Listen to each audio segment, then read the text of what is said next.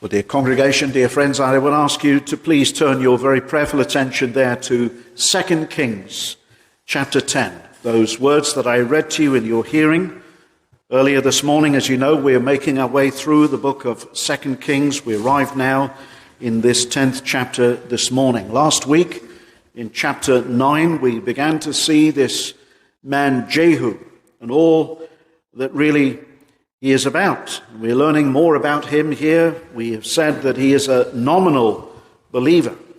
We speak today, we mention that word, nominal Christian or notional believer. Somebody who has a mere notion. He is a Christian only in name, but not a real Christian. He is not changed. He's not born again.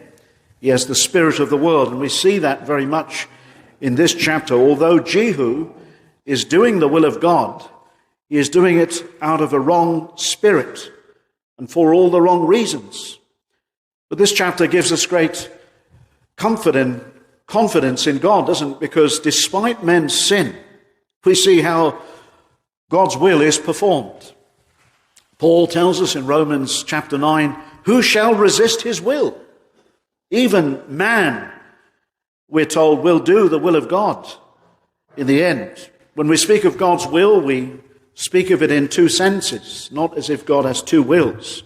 There is the decretive will of God, and there is also that which God has said which we should do, that which is expressed. And what is the will of God? Paul says, even your sanctification, this is the will of God, that you walk in a holy life. But here, in this sense, he is doing the decreed will of God. Now, everything that happens in this